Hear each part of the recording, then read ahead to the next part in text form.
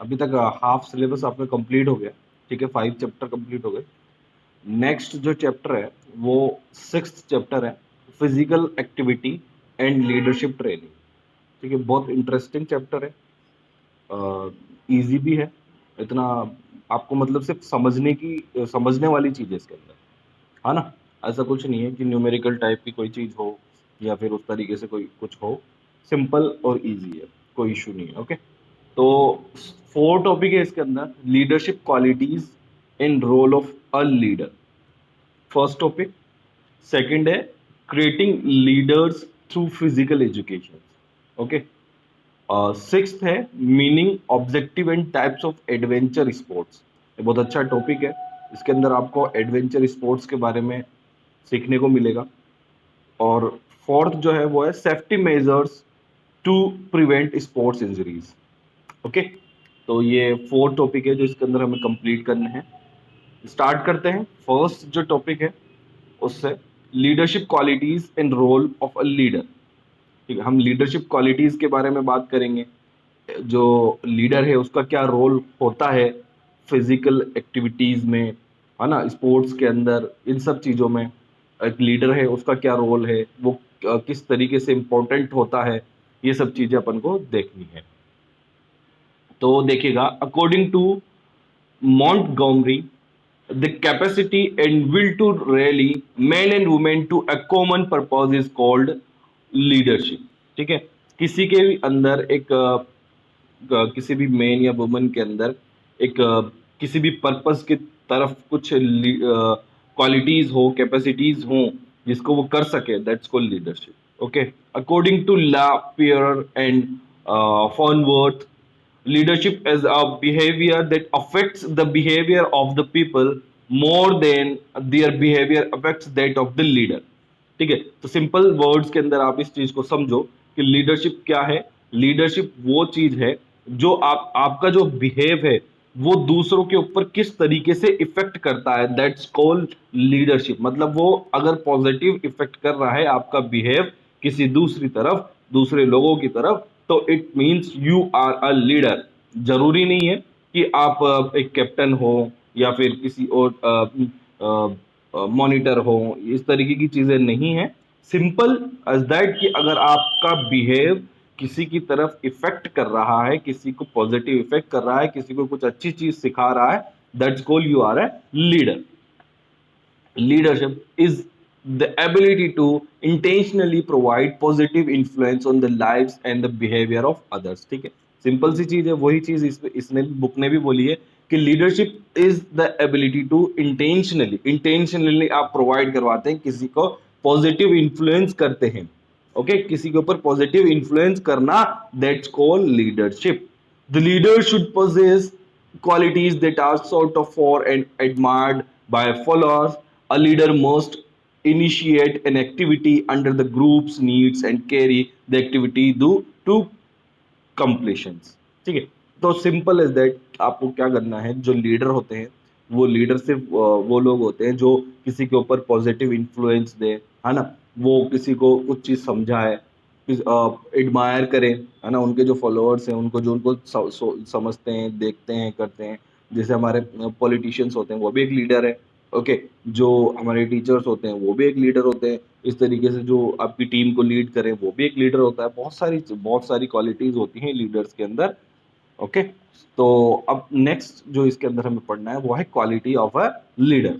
तो लीडर के अंदर एक क्या क्वालिटीज होनी चाहिए वो देखिएगा। First, energetic. सिंपल सी चीज है, अगर कोई लीडर है, कोई एक पर्सन है जिसे हमने चूज किया है, जिसे हम लीडर मानते हैं, हम एग्जाम्पल लेकर के चलते हैं हमारे स्कूल या किसी भी एक टीम के लिए। ओके, तो फर्स्ट उसको क्या होना चाहिए, एनर्जेटिक होना चाहिए। ठीक है, to be energetic is necessary for a leader in the field of physical education. In fact it is the basic requirement for the profession. Energetic होना चाहिए।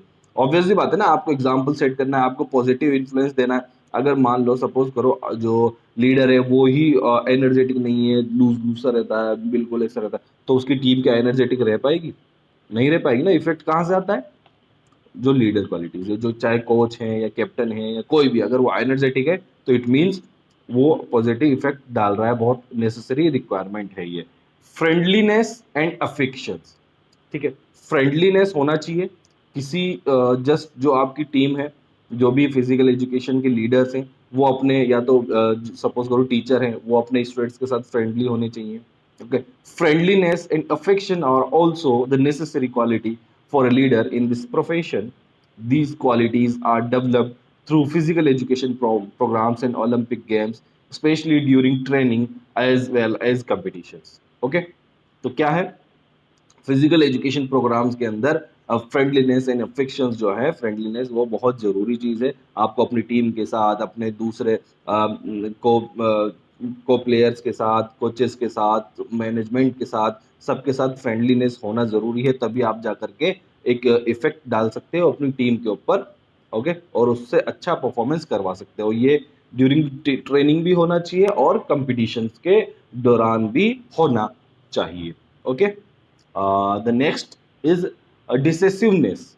डिसेसिवनेस होना चाहिए, डिसीजन मेकर होना चाहिए। ऑब्वियस सी बात है कि अगर आप कोई लीडर हैं, तो सपोज करो कोई कैप्टन है, ठीक है, उसको कैप्टन बना दिया, क्रिकेट टीम का कैप्टन है, उसको कैप्टन बना दिया। कोच तो जो है वो इंस्ट्रक्शन कहाँ से दे सकते हैं, जब तक आप बाहर हो, ठीक है। आपके जो टीचर हैं वो जो आपको इंस्ट्रक्शन कहाँ से दे सकते हैं, बाहर तक।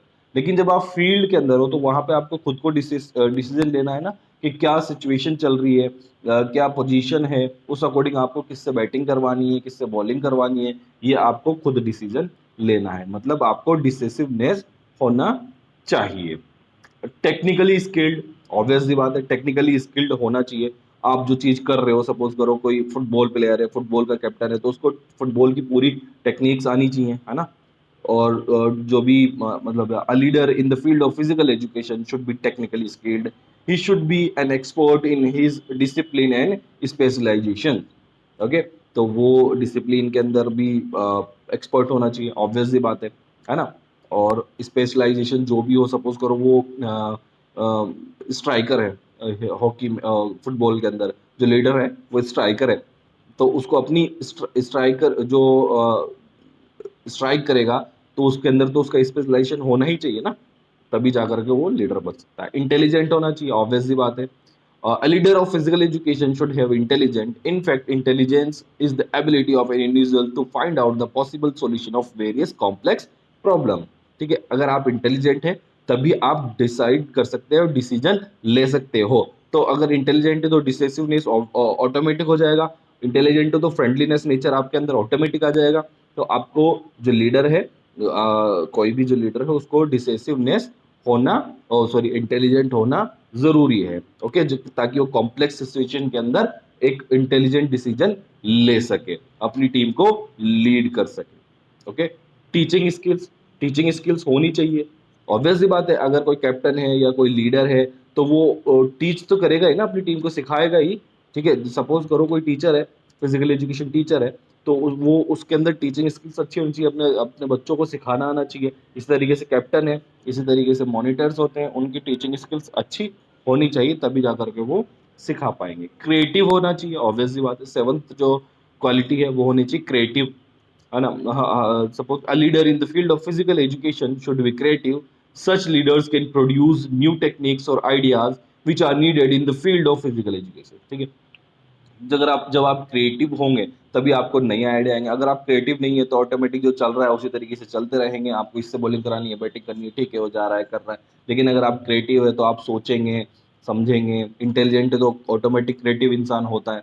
ओके, और इंटरेस्ट इन रिसर्च, उसको रिसर्च के अंदर इंटरेस्ट होना चाहिए, उसको रिसर्च करना चाहिए कि नहीं, ये टीम कैसे खेलती है, जो ऑपोजिट टीम है उसका प्लेइंग स्टाइल कैसा है, वो किस तरीके से खेलती है, कौन अटैक करता है, कौन कौन डिफेंड करता है, कौन अच्छा बॉलर है, कौन बैटिंग ज़्यादा करता है, वॉलीबॉल के अंदर क्या पोजीशंस होनी चाहिए, ये सब चीज़ें आपको रिसर्च करना पड़ता है। ठीक है, आपके प्रोफेशन में खुद में भी रिसर्च करना पड़ता है, अपनी टीम के अंदर रिसर्च करना पड़ेगा, नहीं हाँ ये इस जगह, ठीक है, एक कोई बैट्समैन है वो 3 नंबर पे खेलता है, वन डाउन आता है, लेकिन आपको लगता है कि नहीं, ये मेरी टीम में आकर के मैंने इसकी गेम देखा है कि आकर के मेरे को 4th नंबर पे या 5th नंबर पे अच्छी हिटिंग मार सके, अपनी टीम को आगे बना सकता है। तो आपको रिसर्च करना है, आपको उसकी क्वालिटीज़ को पहचानना है, और जो प्रॉब्लम्स आती हैं उसको रिसर्च के थ्रू आपको सॉल्व करना है। ये एक लीडर की क्वालिटी होनी चाहिए।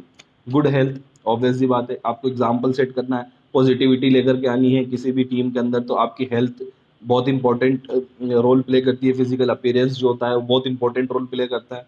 ओके, डेडिकेशन और डिटर्मिनेशन, डेडिकेशन उसका बहुत ज़्यादा होना चाहिए towards the team, towards the game, towards the authorities, सबकी तरफ उसका डेडिकेशन और डिटर्मिनेशन बहुत ज़्यादा होना चाहिए, है ना।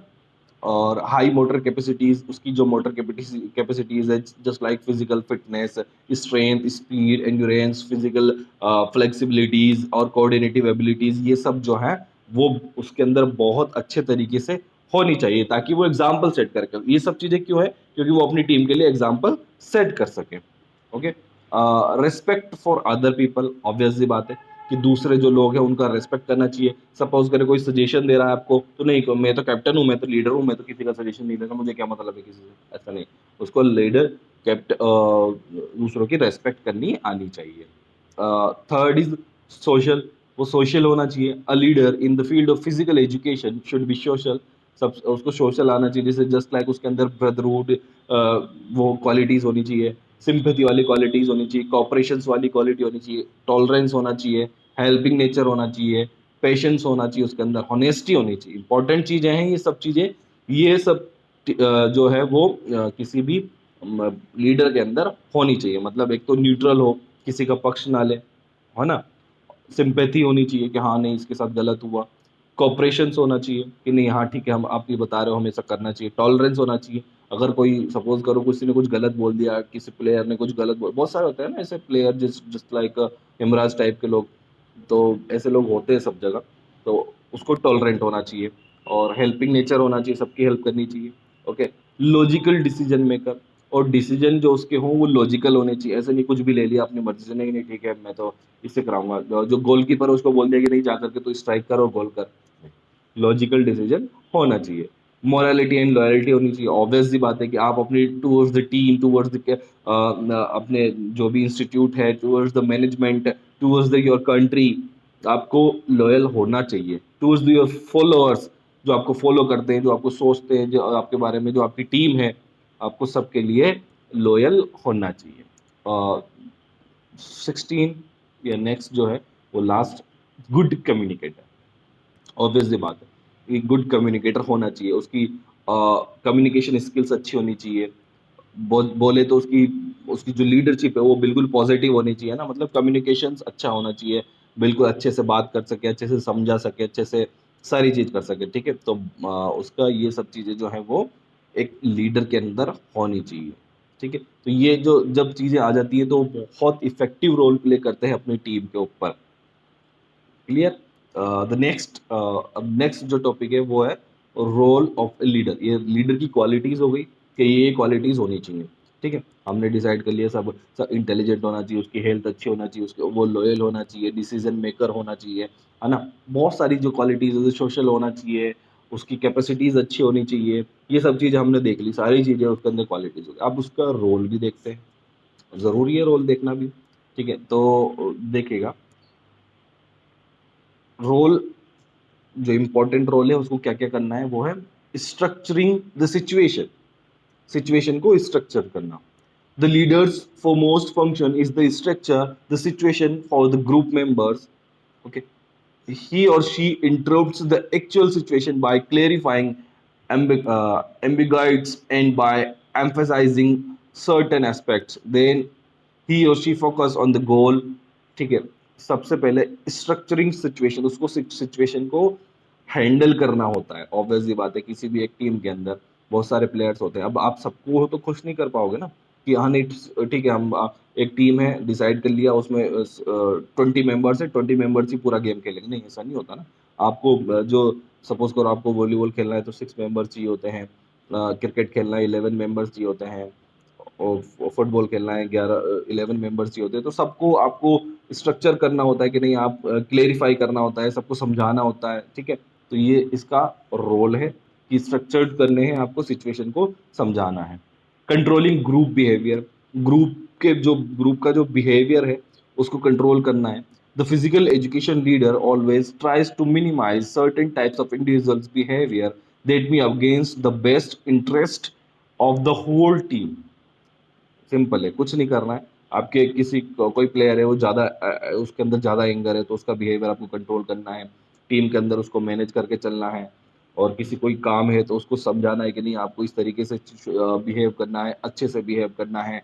जो टीम है आपकी उसमें किस तरीके से रहना है, किस तरीके से समझाना है, कि कोई गर्ल है उसके साथ क्या बिहेव करना है, किसको जो आपके कमिटी मेंबर्स हैं उनके साथ किस तरीके से बिहेव करना है। तो ये सब चीज़ का बिहेव का कंट्रोल आपको रखना है, क्योंकि रिस्पॉन्सिबल कौन रहेगा? जो आपका लीडर है वो। Speaking for the group, qualities ये होनी चाहिए उसके अंदर।